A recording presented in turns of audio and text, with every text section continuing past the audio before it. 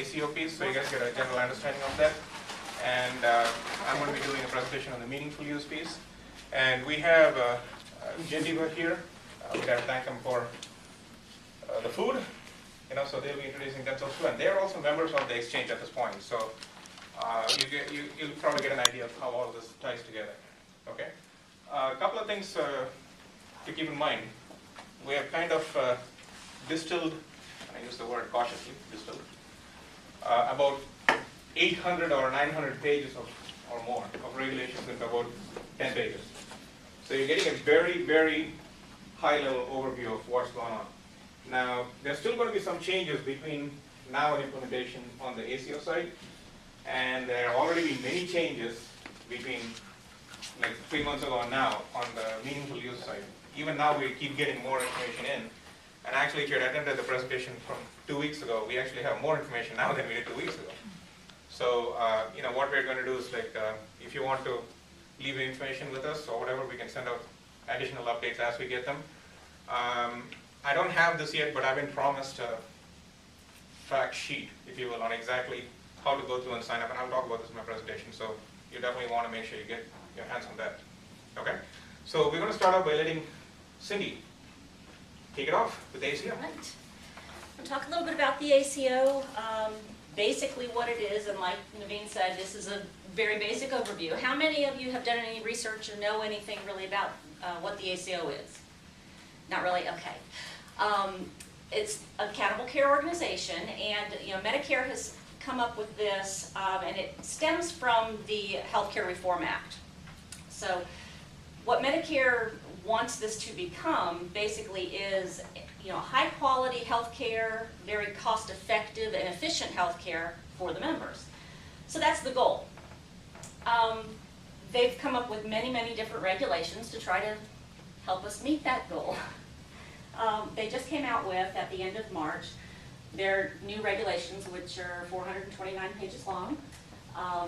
So we've kind of combed through those and narrowed down a lot of that. Now, in the very beginning, their explanation of what an ACO was going to be was very simplified, and it sounded pretty feasible, sounded pretty good, sounded like it may be something that would be good for the doctors to become a part of, because you have an opportunity for shared savings, and that could come back to you in bonuses. Now, the ACO really hinges on the PCPs.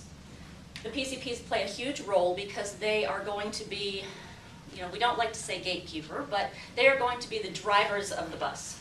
They want to keep the beneficiaries within the ACO members, the doctor members, as much as possible, because that's going to help to keep down the costs of treating those patients. So the PCPs are going to be the basis for referring the patients out to whatever services they need.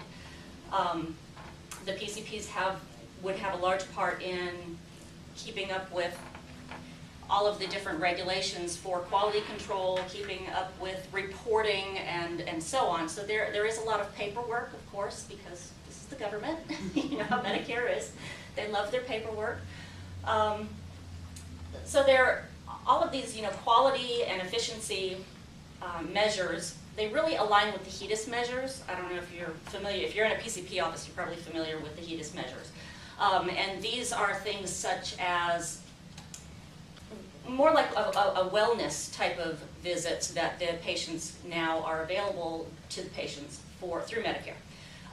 They're things like your annual checkups, your mammograms, colonoscopies, all that sort of thing, glaucoma testing, and so on. So these are different things that Medicare wants to make sure that all of the beneficiaries are receiving all of their preventive care.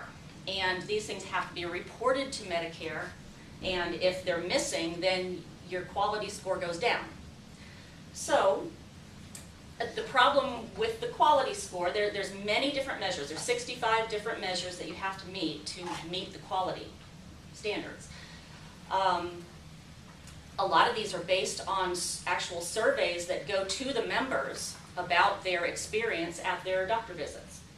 So that's a part of it. Medicare is concerned with the actual patient's perception of their care.